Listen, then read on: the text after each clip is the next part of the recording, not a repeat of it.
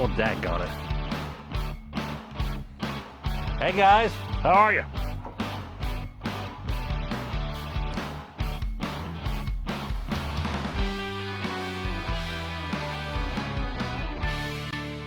Hey, welcome to Sober Talk. You're here because you want to get sober. You need to get sober, or perhaps you're just sober curious. Regardless, we are excited that you're here.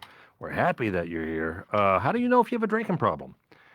It's real easy if it causes problems. And I got to tell you, I've quit drinking for many times. I quit for 3 months. I quit for 6 months. I quit for one time. I quit for 2 years, and I thought I had it licked. I thought, I got this.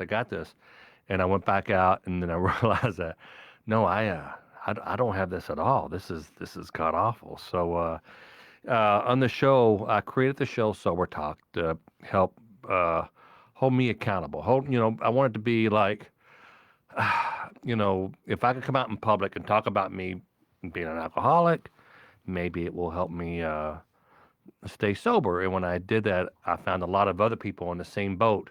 Look, it sucks. It sucks that we are wired this way. It really, really does. But it's not embarrassing. We can't help it. If you have diabetes, you go get insulin. You watch your sugar. So it is what it is. Call it a disease. Call it an allergy. Call it a defect. Call it piece of crap syndrome. I don't care what you call it. I can't drink like a normal person, and it sucks, but it is what it is. So how you guys doing? Oh, and on the show, man, this is, just so you guys know, on the show on Sober Talk Live, we'll talk about war stories, and sometimes those war stories, those drunken war stories, sometimes they're hilarious. I mean, we got a lot of funny stories. Sometimes they're sad. Sometimes they end in divorce. Sometimes they end in death, unfortunately. So anyway, welcome to Sober Talk. So just so you know, check it out. A lot of new gear today. 1, 2, 3. Oh, no one's in there. And look at that. Yay. So let me get to make sure I am live. And we will rock it out. We have a really good show for you. The show is titled, What If You and Your Spouse Are Both Alcoholics? I've been researching this. A lot of people that like to double-headed monster. I want to quit drinking, but he still drinks or she still drinks. What do you do? What does one do in that situation? I have a theory, but I want to talk with someone. I've been researching people who put out on Facebook. I'm looking for people who have gone through this, and I would love to discuss this with someone. And we're going to do that in just a minute. And real quick, I want to try this out. I want you guys to see this. This is one of the very, very first big viral pranks I did. I've always been an advocate for two things. Mothers against drunk drivers. Anything drunk. Anything, public intoxication. I've always had I kind of get ticked off when people drink and drive. And animals, but advocate for animals too. But I want you guys to see this video. Let's see if it works. And this is one of the very first major viral videos ever did, and it's called the Epic DUI Prank. So let's see if it works. Let's go to here and... YouTubers Tom Mabe and Jim Clark pull off the most epic prank by turning an empty office into a hospital room, convincing their Mark he's been in a coma for 10 years. Hi. Yep. Hey, it's go time. He's out. Ray just called him, and he is out. Right now, he's passed out in his truck. You mean come get him, or what do you want to do? No. We can get him. We can get him. Just meet me at your office and call the guys. It's go time.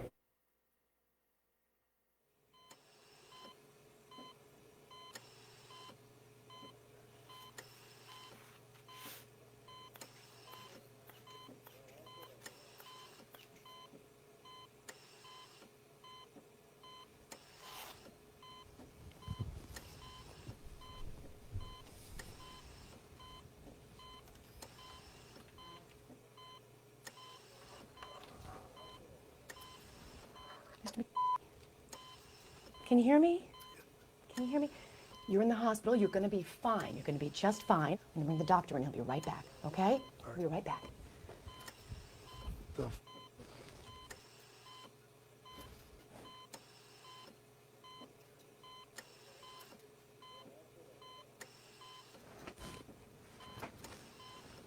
Mr. Wow. Look at you. Buddy, great to see you. You have no idea. Listen, I'm Dr. James. Get you up here a little bit more comfortable. I know you're confused, a little disoriented. You probably got a lot of questions, not really know what's going on, do you? It's all right. Mr. McKinney's family has been contacted, and they are on the way. Great. Thank you. Some time ago, you decided you was drinking. You was out drinking, and you decided to drive, and there was an accident. You've been here with us for some time. This accident took place back in 2013. Mr. McKinney, this is 2023. You've been in a coma for the past 10 years. My daughter. Well, they've been contacted. They're on their way. I don't have all the answers for you right now. I've got a colleague of mine that's going to come in as soon as he gets here. He's on his way. See my daughter. I understand it. She's coming. She's on her way. Like I said, I don't have all the answers, but you're going to be taken care of. You're going to be all right. Let me Let me check on my colleague. Make sure he's in here. He's going to help you better make a transition from where you've been to where you need to be. It's all right. Just try to relax. Watch a little television if you can. Just try to relax. It's all right. Can't believe it. Great. Look great. Hello, this is Amy Nuzzo with a news update. Former songstress and actress Miley Cyrus is facing eviction from a Bullitt County, Kentucky trailer park for refusing to stop defecating on neighbors' yards. This isn't the first incident Cyrus has had with the Mobile Homeowners Association. You may recall back in 2015, Cyrus was busted for cooking meth in her double wide. President Hillary Clinton has vowed to attack Canada if the nation does not stop granting citizenship to Americans who flee the U.S. due to the mandatory Clinton hair care program. And finally, Justin Bieber and his lifetime partner Dale Earnhardt Jr. celebrating their 10-year anniversary in Charlotte, North Carolina, along with their dogs Pit Road and Drumloop. I'm Amy Nuzzo, and this has been a news episode. Hello. Oh my gosh, my son was 2 years old when you came in here, and he's 12 now. That's so. Do you know where you're at? You know what year it is? What do you remember? What do you recall? Your last memory before the night? Out drinking. That's all I remember. Yeah, you were. Yeah. That's a shame. So close your eyes for a minute. I want to test something with your feet here. Do you close your eyes? You feel this? You feel that? A little bit. Oh. Feel that? Feel that? Feel that? All right. You feel that? Yeah. Feel that? You feel that? Yeah. Dude, look. You have 5 DUIs. You 5 DUIs. Dude, you had to get 5. It's Damn! Yeah, Tommy, I'm gonna kill you, man. Yeah.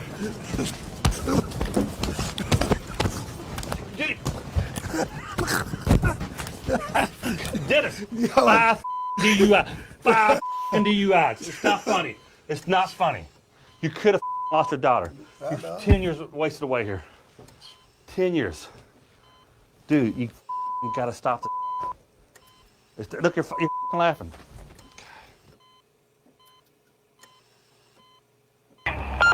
Hey, watching. Wow. Sorry, I'm learning how to switch back and forth. So, yeah, that was that was a powerful PSA. He did indeed have 5 DUIs, and I got a lot of hate for that. Plus another one I did. That's too far, man. That's too far. Really, how far can you go? I mean, how far is too far? I don't think it's too far at all. So, all right. So, like I told you guys at the top of the show, we are going to discuss when both your husband and your wife, or both, spouses, are addicted to alcohol, and I want to talk to someone about that. So, here we go. Hey, by the way, what a very, very stressful day today was. We not good. It's been a very tough day, a very, very tough day. But we'll plow through it, and let's just get to it here. So this is let's call my friend Amy. Let's make sure that she. Hold on now. Hold on. I got to make sure that we have the Wi-Fi hooked up here. Let's go to settings and Bluetooth and Rode. So here we go. Hello, it's Tom. Is this Amy? Hold on, Amy. Hold on. We got to get you. Amy, are you there? I am here. Are you there? I am. I'm here. I'm sorry. I just saw watching that video there brought back a lot of memories. Man, how are you doing? You doing all right? I'm doing okay. Yeah, I'm tired Mm-hmm. and tired of the gray skies and Yeah. ready for summertime, and we're nowhere near it. Well, I live in Louisville and Hilton Head, and today I'm in Louisville right now doing the show, Mhm. and Mhm. I was looking at the weather today in Hilton Head, 70 degrees. Like, I want to go back down there. But actually, I have my minister from my church, a retired minister, Doug, is down there right now.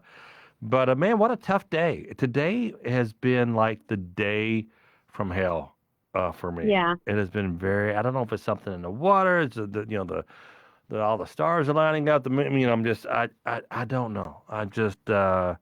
I can't compose a sentence. I've cried today. I've laughed today. I went to my doctor today, my psychiatrist, the one that prescribes the medication, and Yeah. and I've been taking this medicine for my OCD, and Right. he said, "How's it going?" I said, "It's going good." He said, "You have any side effects?" I said, "A little bit, but the medication works so well. I don't care about the side effects. I don't, I just don't. Right. I don't care at this point." And Right. he said, "I'm going to change it on you." I'm like, "Oh man, I don't really want to change it." And I'm pissed at myself that I didn't stand up. I'm like, "No, I want to take this. I don't care about those minor side effects." But Right. they came back here, and we had everything in the world that could possibly messed up in the studio. But look at it, I can switch back and forth now from my desk. Got this little box. If you're watching, I can switch back and forth. But so look, so I got a fascination about married couples who both abuse alcohol. Yeah. And I was talking with you, and I'm like, wow, I gotta have her on the Yeah. show.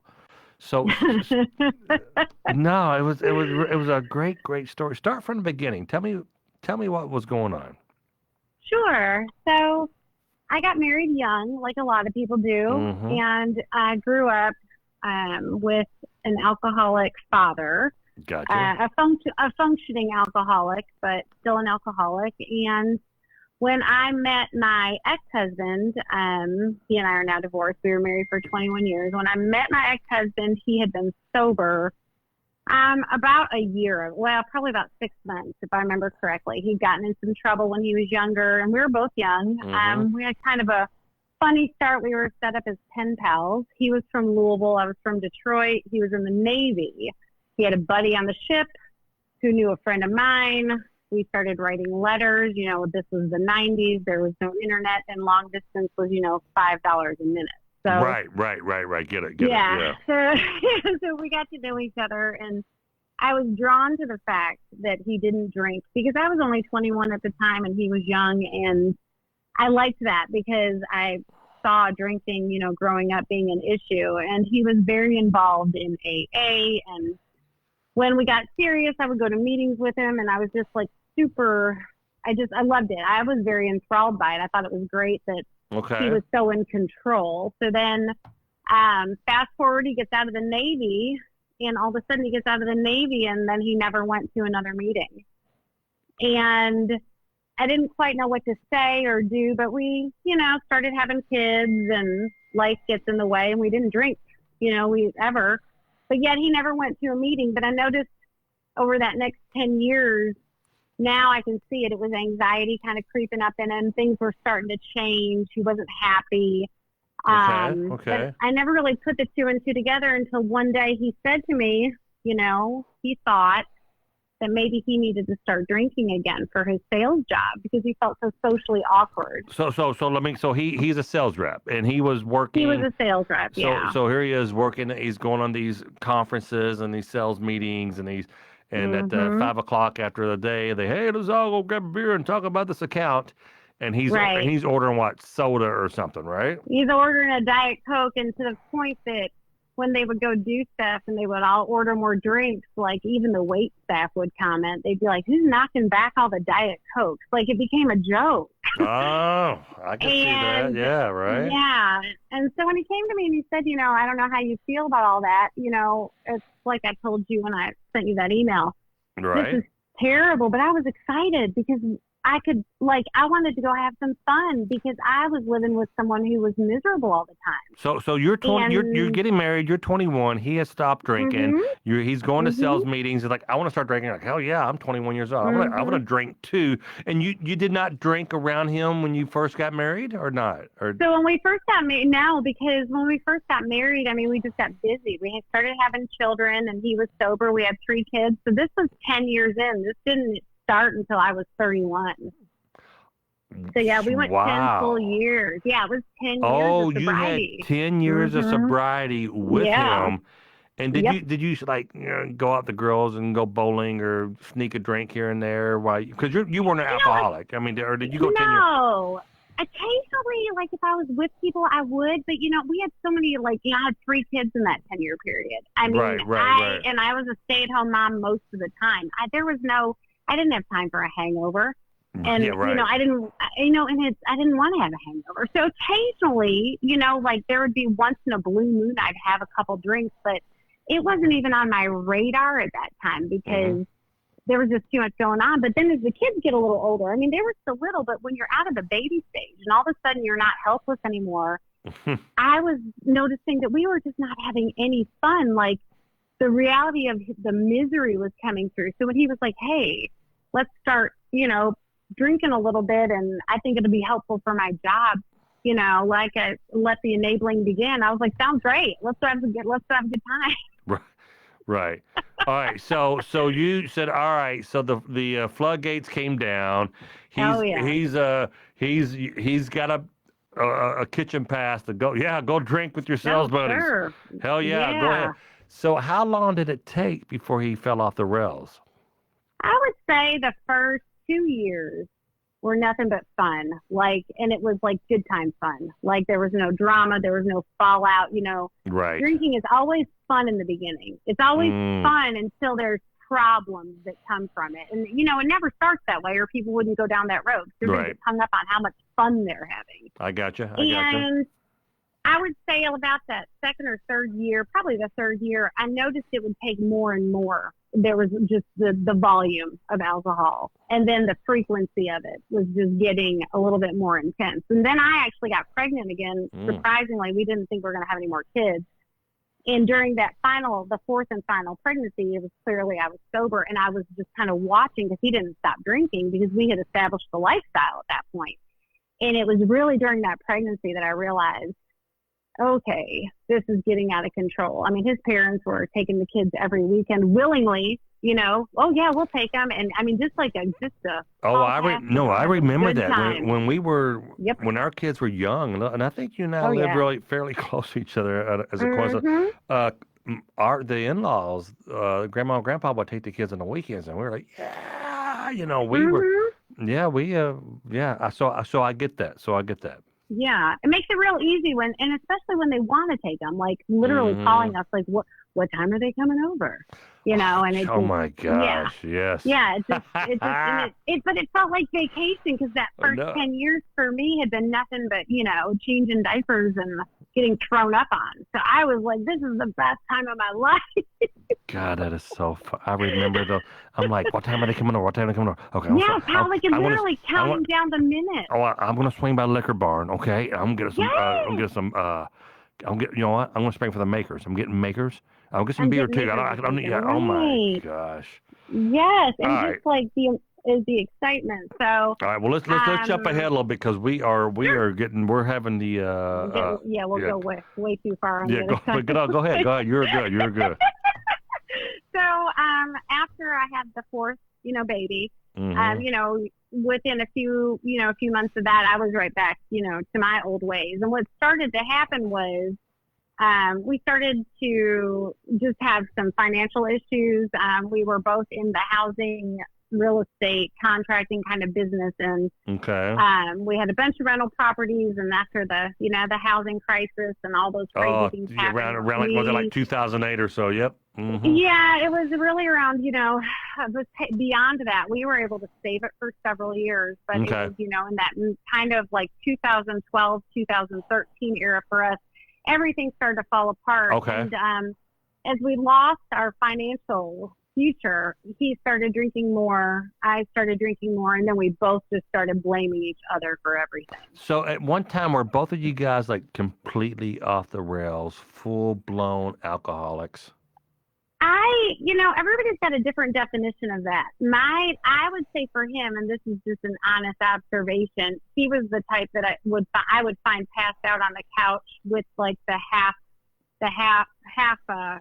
full solo cup full of red wine, spilling down his shirt, and just like slobbering. I never got to that point, but I was the angry one. I would get like 3 or 4 vodkas in, and I just wanted to murder vodka, everybody I saw. Vodka can make you mean, and jeez Louise. I was real mean. So that was the thing, is there was none of that, but the final straw for me was we had gotten in a huge argument one night, and it was pretty scary because I was actually sober that night. It was funny. I tried to drink, but I didn't feel well.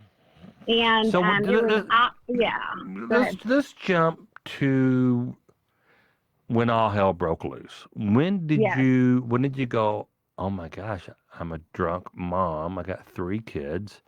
Exactly. My husband is probably not going to stop drinking. Oh my goodness. Yeah. You're like, I have you're to be saying exactly all of it. Yeah. I have to be the grown up here. I mean, I'm the only chance that these kids have for a normal parent.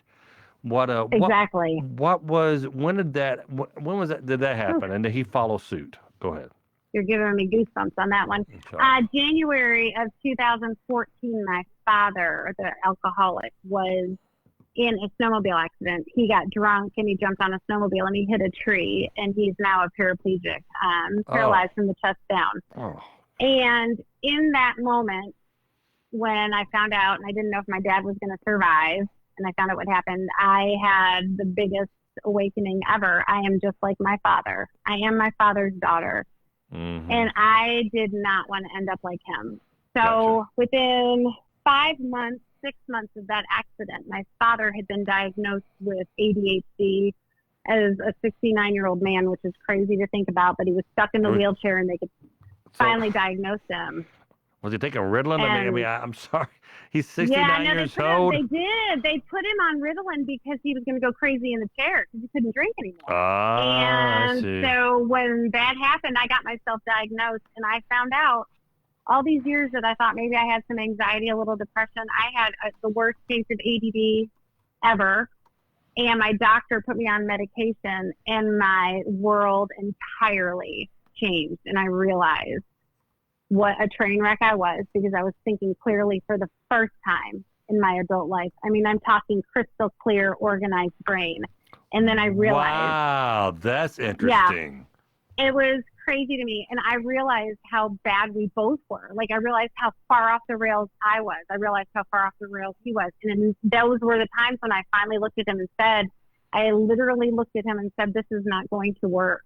I said, we are ruining our lives. We have spent 20 years making bad decisions. We are the double-headed monster. It is a nightmare. I said, we've spent 20 years making terrible choices. I said, and I don't want to have to live with my children in 20 more years. We both have to get sober now. We have to stop this nonsense. We have to do it together, and neither one of us can drink anymore. And he looked at me and said, you are no fun anymore. Ever since you started taking those pills, you're no fun, and I don't want anything to do with it. So he's self-medicating with alcohol. You're medicating with actual official ADHD medication. Yes, exactly. And he's not. Yeah, well, I get it. I have been in his shoes. Wow. Mhm. And so it just all of a sudden it split off. And now, knowing what I know, we ended up getting divorced, and I am remarried now, and kind of knowing what I know now and being a little older and a little wiser, you can't give a man an ultimatum. You can't give your husband an ultimatum. That's not what a wife needs to be doing. But in that moment, I beg to differ. well, I mean, just if you I'm want to teasing. get any, yeah, you know. No, what I mean? it's But, like, it's a quick short fix to, like, it's a short fix. But get it your doesn't crap together. do- Otherwise, yeah. Right, or I'm Yeah. going to leave, or I'm going to do this. And you know what you find out is when you're married to an alcoholic and, you're both codependent and you're both alcoholics, that alcoholic will replace you very quickly with someone who will allow him to have fun. Wow. So let's back up. I want you to. So when you're dating or married to an alcoholic, and the relationship is over, Yep. that alcoholic will replace you with someone who's allowed to have fun. Yeah, because your relationship is never really, I mean, we loved each other. We had a family and a marriage, and I don't doubt that there was a lot of valid love and emotion, and there's love there, but it was much more an enabling codependency situation, 150%. And as soon as the marriage ended, it went from him begging me not to file for divorce, and then all of a sudden, once I did file and we moved forward, You got a new drink. He's got a new drinking buddy. and you hit the nail on the head. He's got a new drinking buddy, and at that time, I was not completely sober. Let me get that out there. I had not quit fully yet. Because I want to talk about that. So, Yeah. So you meet husband number 2. Yes. Does he drink, and were you drinking when you met him? That's what's so funny. So he's not a drinker.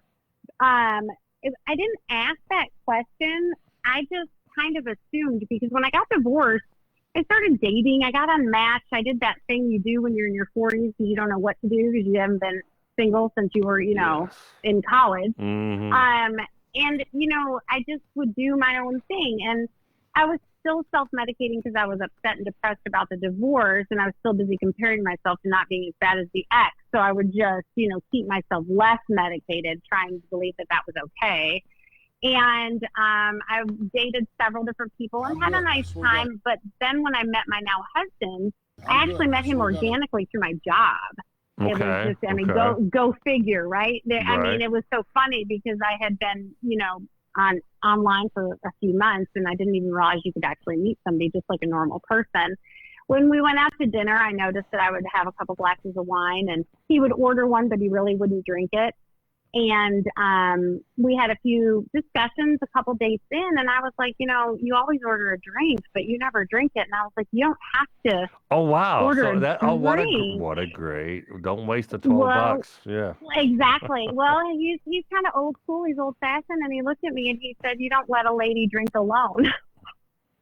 Wow. I thought, wow, what planet are you from? And are there more of you? Because it was just a manners thing as far as he's it's concerned. like, what episode of Little House on the Prairie are you from? Exactly. But then I realized that he didn't drink, and I realized for the first time in I don't know how long, I was socializing and spending quality time with a man that didn't require a cocktail.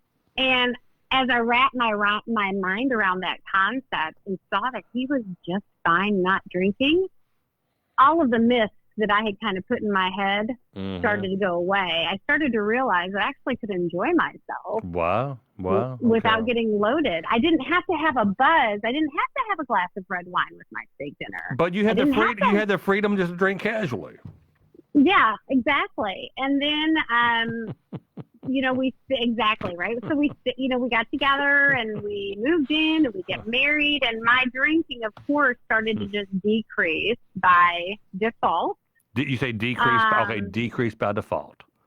Because when, with him not really being a drinker, and we spent so much time kind of alone together, just getting to know one another, there just wasn't as many reasons or opportunities. Right, but I want to get to the part of the email where you said it came back. That's so.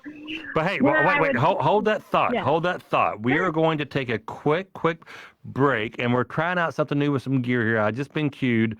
I got a text saying try now, cut to a bit. So we are going to cut to this bit, and you just give me just a few minutes here, okay? Okay. All right, stand by. Do not go anywhere. Be right, guys. We'll be right back. Check this out. Check this out. Check this out. You guys go ahead and go. I'm going. Tommy, I'm telling you, I'm going, dude. You shouldn't drive, all right? I'm all right. I'm all right. Jim, we're here. I'm good. I'm gonna get your beer cans out, all right? I'm all right. Get your beer cans. You okay?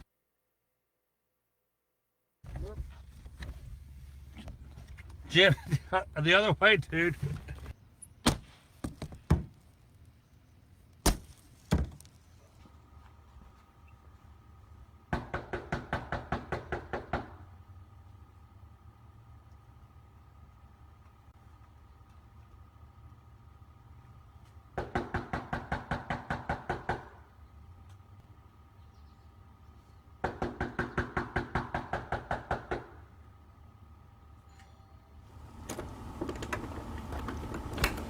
Yeah. Hello, I'm Officer Baker. I'm looking for Mr. Clark. I'm Mr. Clark. Is this your car, sir? Yeah, that's my car. What's All going right, on? hold on. I'm going to tell you. Were you out drinking last night? Because I can still smell alcohol coming off your person. Yeah, I was last night. All righty. Not this morning. You remember driving home last night, sir? I didn't drive. All right, you got any ID on you, please, sir? Yeah. You don't remember driving home last night? You remember how you got home? I don't remember. Who were you out with last night? My buddy Tommy. Where's he at? I don't know. All righty. 173 dispatch. Why don't you step on down here with me? Now, you sure you wasn't driving last night? I'm not. No, I wouldn't do that. I don't remember. Do you remember where you were, who you were with? Yeah, I was with my buddy Tommy. It was just you two? Yeah. Who was out drinking? And Well, sir, somebody was driving the car, and that's what I'm here to find out. Because we got somebody that's lost their life. I don't know. I can't. I don't know. Do you understand the severity of the situation? Someone is dead. Someone's lost their life. Someone's loved one is gone. And you're telling me you don't remember. So you need to be trying to remember something. Because I don't know ain't going to cut it. I swear to God, I don't know. You remember where you were drinking at? Which establishment? Something I can get some film from? Yeah, we was at a bar. I don't know which one. We started off eating dinner.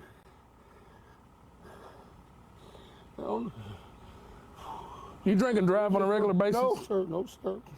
I don't think I did last night. You know, so I understand people make bad decisions sometimes. If you made a bad decision, you can let me know. But I need to know. I need to know the truth. If you were driving, I need to know now. I don't remember. I don't remember. Do you remember driving to the bar? Sorry. Oh, I did. I drove to the bar. I drove to the bar. All right. I don't think I drove home. Oh, I didn't drive home. Well, sir, someone did. It's your vehicle, and it's someone who's lost their life due to someone's negligence of driving under the influence. And like I say, it's your vehicle. You're the only one here. I don't know. You're saying you don't remember. I don't remember. I swear to God, I don't remember. I don't remember. I don't remember being there at the bar. I don't remember coming home. I'm gonna sit down. You can have.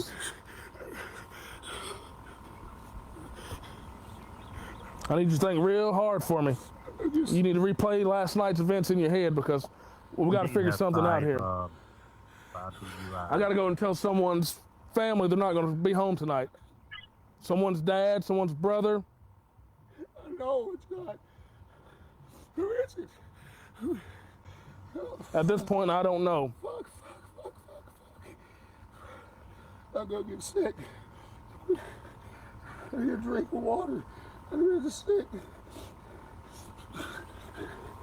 Oh.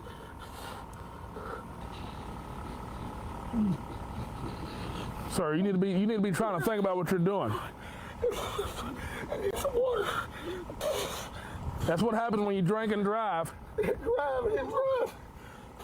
And someone drove. Water. Oh, God. I don't even know who this is. That's what we're about to find out. How about you, can you collect yourself up to walk over with me so we can figure out who this is? I'm thinking it may be someone, you know, could be a neighbor. Oh, no. Come on, I'm gonna help you up. I need you to walk over here with me. See if you can identify who this is. I'm gonna bring you over here. I think you may or may not know who this is. So if you don't, I don't want to look. I don't want. I'm with the coroner's office. I need to see your ID, please. Is this your only identification? I mean, is this valid? Yeah. all righty, sir. It's gonna be hard, but what we need you to do is walk over, take a look, and see if it's somebody you know. All right? Yeah. Wait a minute. We're with you, brother. Come on. So well.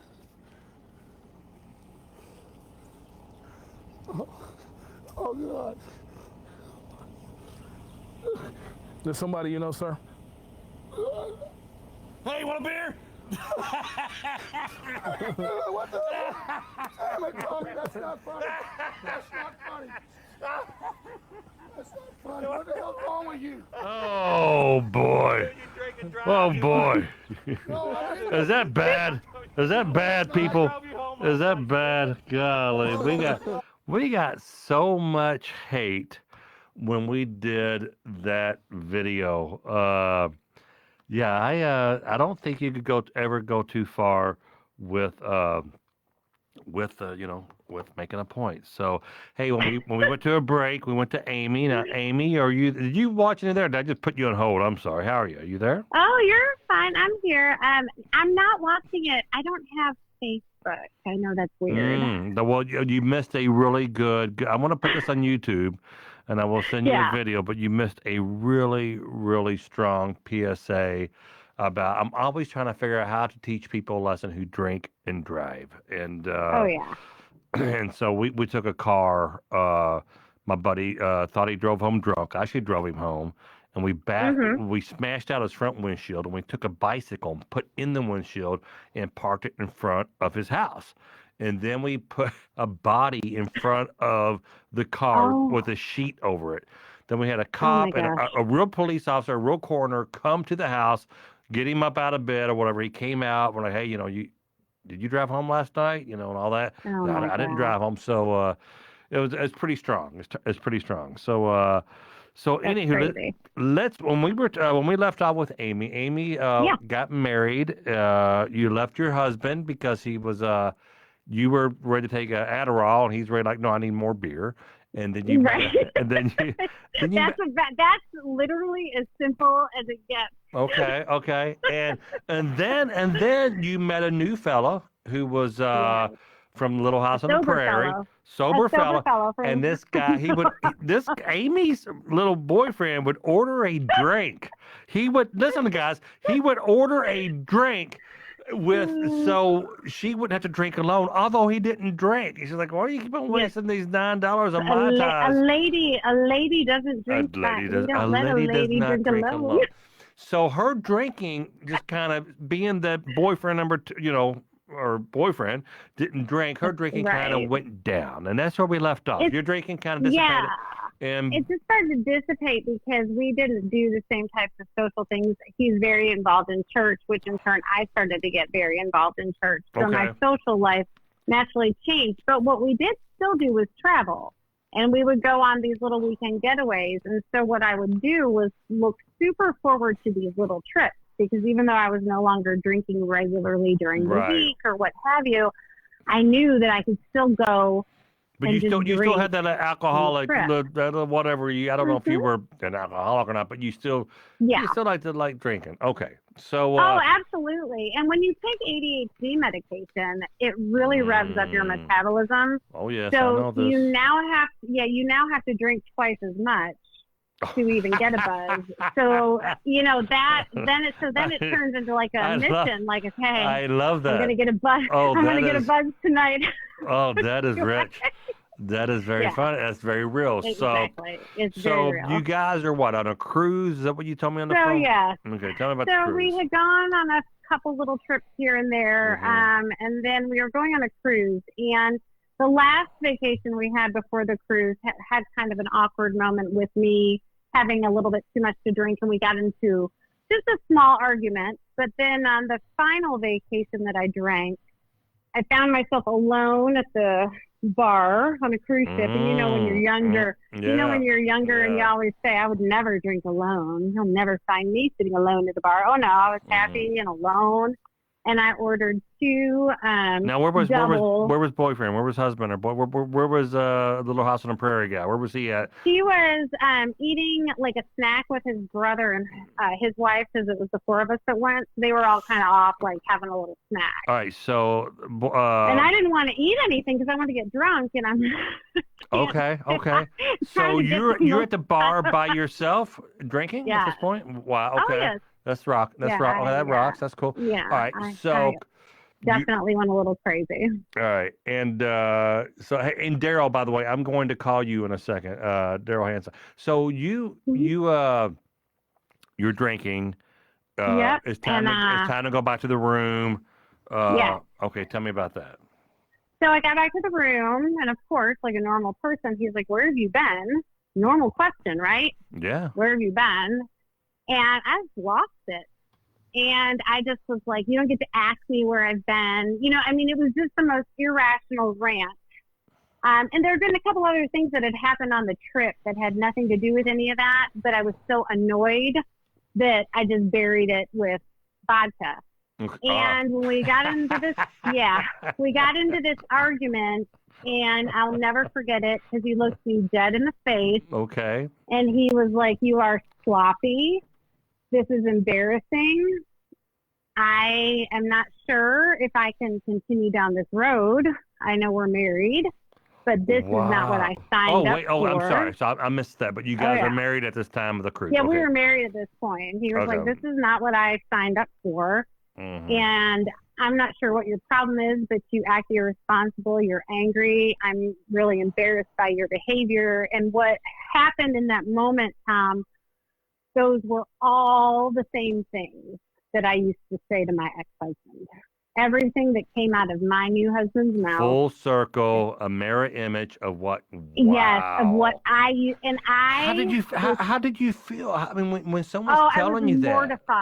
I was mortified. I've never had anyone in my life ever call me out for my shit. Excuse my language. That's okay. I've never had anybody call me out for my crap the way he did in that moment. And in that moment, I knew he was exactly right.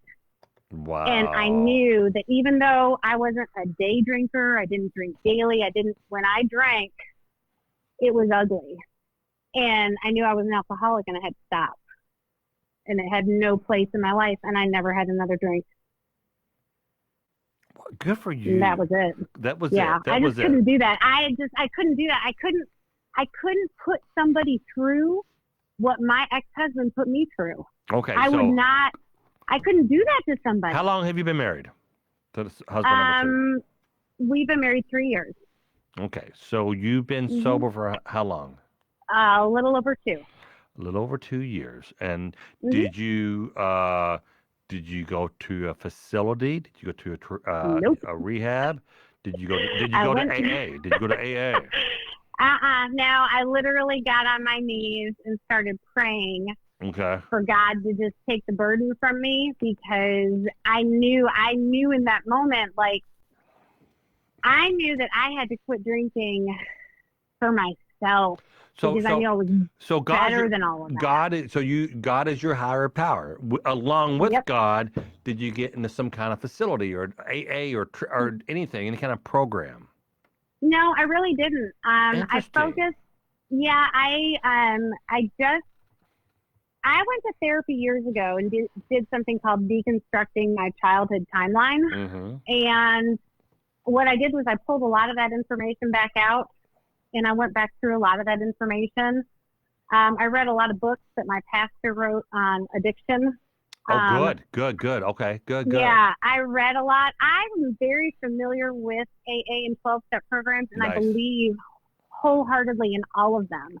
I think for me, had I quit drinking earlier in my life, like, had I not gone through that slowly kind of cutting back and the tapering off and that evolution I went through, had I quit in the throes of when I was drinking daily and drinking just so much all the time, I think a support system like that would have been required for me at that time. It just wasn't this go around, because I have quit drinking a million times but never stuck with it. This is the time that I stuck with it.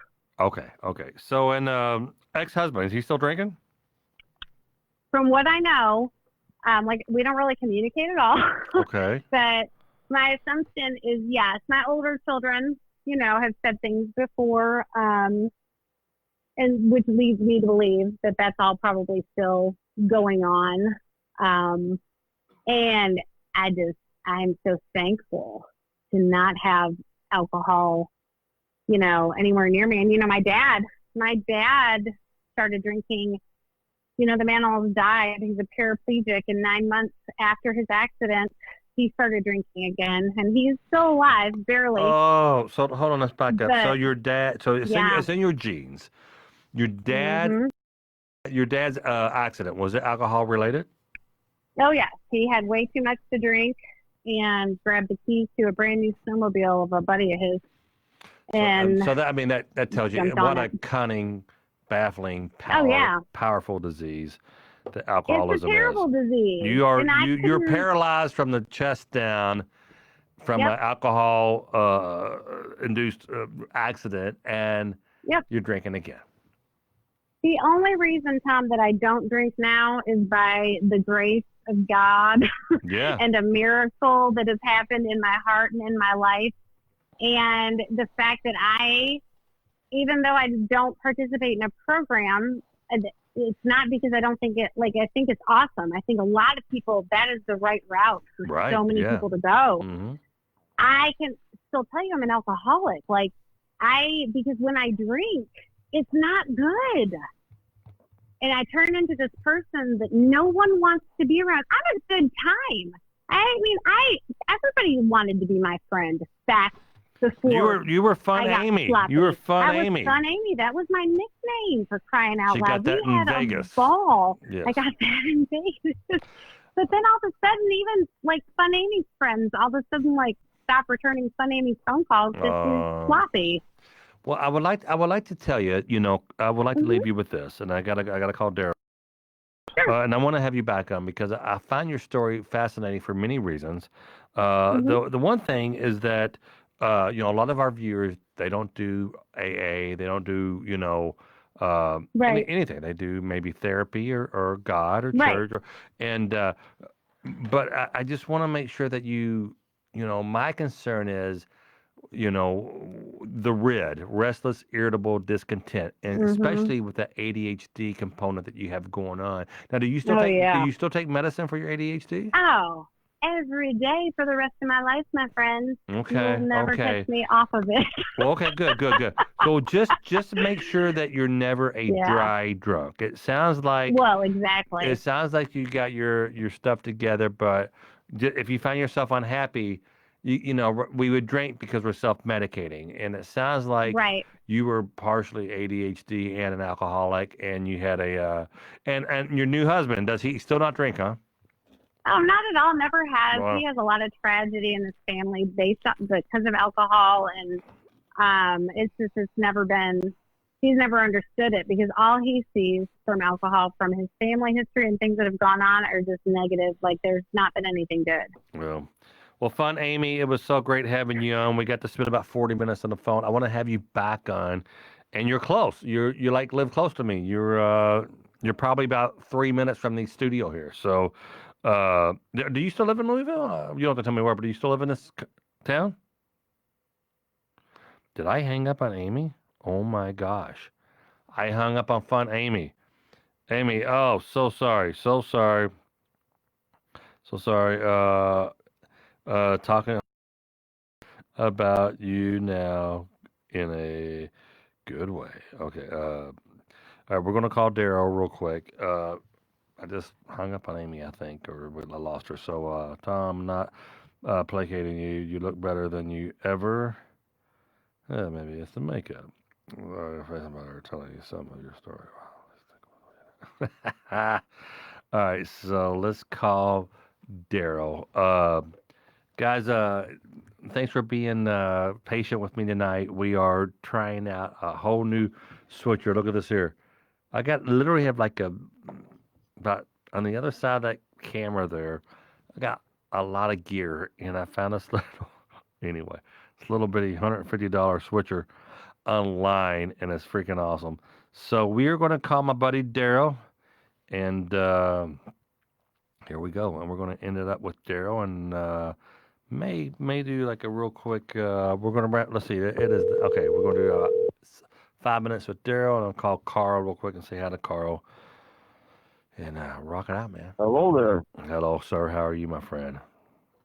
I'm doing good. How are you? I'm good. I'm good. It was you're a married dude, right? Yeah. We're talking to Daryl Hanson. Daryl's one of the founding members with like him and Bev and Carl and our buddy David Vernazzi for David. Hey, David, I haven't had a chance to really reach out to anybody there because I got so. Oh, Daryl, I got so much crap going on in my world right now. But we need to make sure that we keep an eye on our little community here because some people seem to be struggling a tad. So yeah. you're a married guy. And your wife doesn't drink? No, she when we started dating, that I was sober for 24 years, I believe. Okay. And I got my divorce and I started drinking and I met her and we partied a little bit for 2-3 months and finally I just told her, I said, listen, I can't do this. I'd like to show you a better way of living. Guys that ride bike, we don't drink, and yeah. We have a good time, and so I introduced her to it, and she's been on board with me ever since. So, well, good. First of how long? How long have you both been? How long has she been sober now? Since August 1st, 2012. Okay, yeah, that's great. That's great. So, going on 9 years. That's awesome. So, yeah, I mean, it's so much easier when you got the support rates in the house. I am blessed that she quit with me, and I have her support. I feel for anybody that does not have that like has a spouse that continues to use or drink, I don't know how they can handle it. Right. That's something I can't even comprehend. I don't know. I mean, that's got to be rough. Yeah, my wife rarely drinks. I'll go out to Kroger and I'll get my LaCroix and my water and I'll buy her some kind of a wine spritzer, little Mike's hard lemonade or something like that. And she'll have a couple, they usually last a while. But yeah, so well, that's great. So 2012, and well, cool. Look, I haven't had you on in a while. I don't have no topic for you. I'm about ready to sign off. I just wanted to call and say hi to you. I'm trying to catch up. I need to say hi to Bev. I need to say hi to David eventually here. I gotta say hi to Carl. Carl's my good luck charm. And but everything. I think he's everybody's. Isn't he though? Yeah, Carl's great. Carl's the man. Yeah, so I gotta. All right, brother. So hey, I just want to say hi. All right. Everything's good in your world, though, right? Oh yeah. Yep. Yeah. Always. It's going good. Things are tough with this COVID stuff, but we'll get by. Yeah. Everybody just try a little harder, and we'll get through it. It's gonna end. It is. It is. Life's hard. I got today. I was like, life is hard. But sure it is. It's sure, but the answer is not going out and getting drunk off your ass and making it harder. Making it harder, right? Exactly. Try to find something positive. When you're starting to feel down and think of something positive, like, hey, I can see, or hey, I can walk, or I can drive a car. There's so many things that we overlook when we're feeling down and out, feeling the old poor me. Well, just take a look around once. And I got told this when I screwed my back up really bad, and I was feeling pretty sorry for myself. Okay. And I forget who it was that told me, you think you got it tough, huh? I mean, I was walking with it. They were talking I was going to be in a wheelchair, and I fought it. I started out with a walker, then with a cane. I don't walk with neither one of them anymore. I got pain. I got pain every day. But the person told me, you take a look around, you sit there and feel sorry for yourself. Look around, then I'd see like little kids that are handicapped or, anybody. It's like, wow, Yeah. I got it pretty good. I got it pretty darn good. But the alcoholism is so strong. Look at Amy, who came on. Fun Amy, her dad, 69 years old. Snowmobile accident while drunk, paralyzed, chest down, and was drinking again. That's Maybe pretty final. Yeah. Yes. Yeah. All right, brother. Love you, man. Talk to you soon. Hey, brother. All right. Take care, man. Love you too, and love to everybody else. Take care now. Thanks, Daryl. Appreciate it. Bye-bye. That was Daryl Hanson. We are going to wrap up our show with a buddy of mine here. We're going to call Mr. Carl real quick. And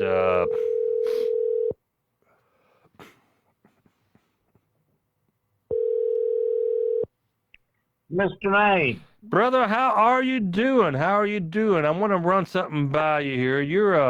You have a lot of sobriety. You have a lot of experience. You seem to know all the steps. Carl, I got Carl Martin on the phone. Carl's been a founding member. Carl listened to the very, very first episode I ever did. I think he was like the only one, and he emailed me. So I'm talking to a friend today, and we've both been sober around the same amount of time, summertime. And are you there, Carl? I'm here, Tom. All right, so he's like many of us, and he struggled a little bit. And when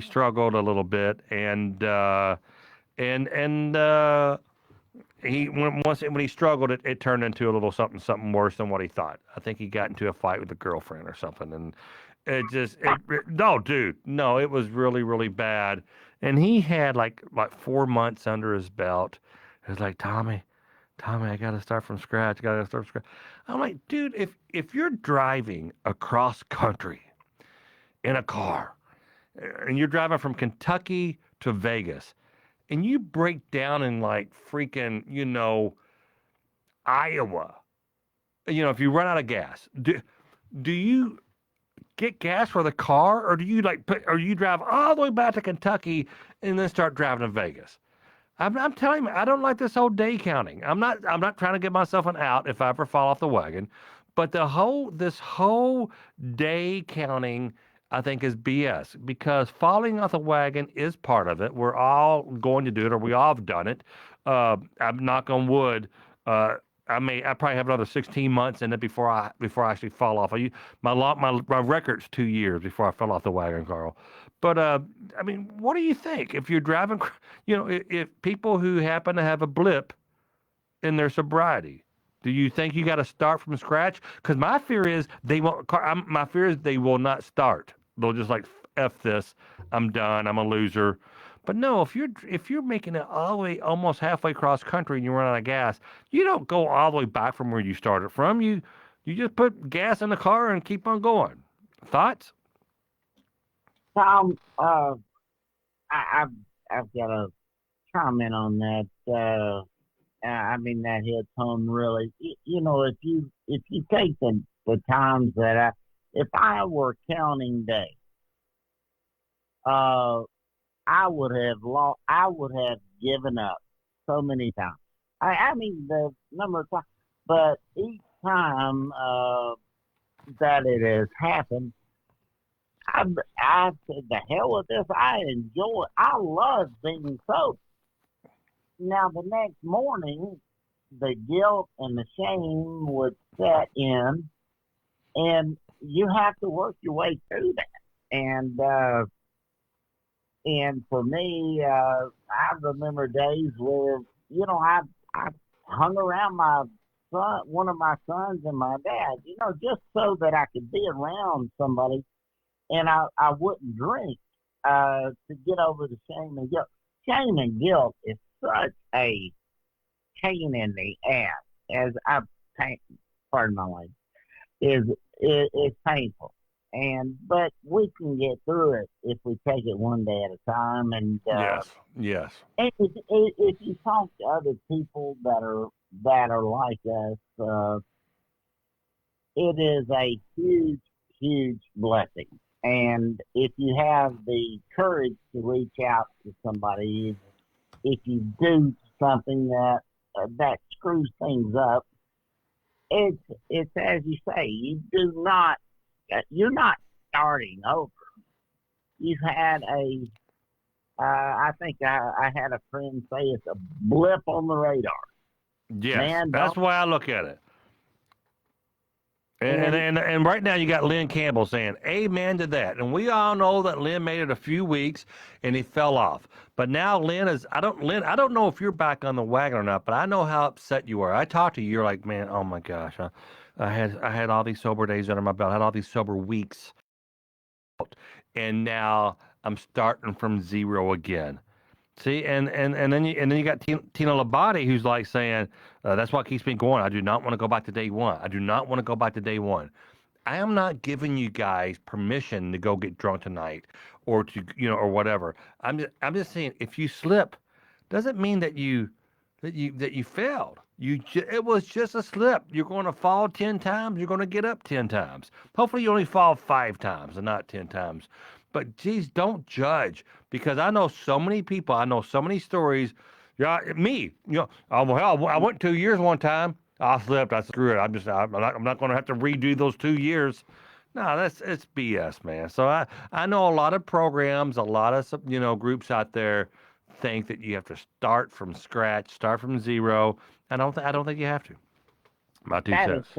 spot on, Tom. I mean, and some of those groups can make you. They don't even have to say a word, but you can feel the shame and the guilt coming from people. So here's my office manager, assistant / accountant / whatever. She's carries on her. She says, if you fall off the wagon with that many days behind you, the healing your body has done, that's still there. Yes, you've already made it. You've already driven a day and a half to get to Iowa from Kentucky or wherever you're going. You've already got all that under your belt. You're not going to start. That's ridiculous. You're not going to start from scratch because you slipped. My 2 cents. People need to really understand that, Tom. I mean, they really do. Only if you give up. If you have, if you're able to talk to people and you have support, family support is great. I can understand how challenging it can be if somebody did not have family support. Before we go, I want to say this: that last scene you played, man. Do you know that ought to be Crazy played? Amy? Yeah, fun Amy. And that played in bars as a commercial about every 30 minutes. Yeah, right. Right. You know. Yeah. Oh, you're okay. I misunderstood. Yeah, you're talking about the last bit. Yeah. Wow. It could be a national PSA. It could. Yes. It really could. I mean, if you're drunk and you see that, you're going to pay attention to it. You're going to say, wait, I mean, it might just save somebody's life. I mean, that guy, whoever you're throwing, he's the same guy that was in the hospital. No, he's not. He is not the same guy. And that's people think, no, that's Jimbo. The other guy was Dennis, Big Dennis. So Jimbo is my lifelong drinking buddy. We've been best friends since we were probably 6 years old, in the early first or second grade. He's my writing partner. We've traveled the world together. The other guy is Dennis. He's a different guy. Yeah, if I thought they were the same guy, I wouldn't have played them back to back like that. But brother, both of the national commercials, and I think not only would they be so beneficial, they would get the attention of people. They have gotten hundreds of millions of views, those two things, and I do a lot with I'm a big animal advocate and I'm a big sobriety advocate. So well, Carl, I love you, brother. Just want to call and say hi. I haven't talked to you in a minute. Good deal. I'll talk to you a little bit, Tom, and great show tonight, man. I'm trying to learn the new format here, and I think I caught on to it. But Yeah, I'm. If you notice, I'm switching cameras from my my desk here, so it's kind of cool. So, all right, guys, thank you so much for. I'm sorry, Carl. Did you say something? no, I said very good. Thanks for the show tonight. All right, thanks, brother. Appreciate you. So there you go. I want to thank our guests. We had Carl, we had Crazy Amy, or was it Fun Amy? And guys, thanks for tuning in. And do me a favor, if you haven't done so already, please check out our private group. If you're struggling with alcoholism, if you're struggling with addiction, check out the private group on Sober Talk. And you can go to our website too, sobertalklive.com, sobertalklive.com, where you can click over to listen to the podcast. So, all right, I love you. It's been one hell of a day. I love you. We'll talk to you soon.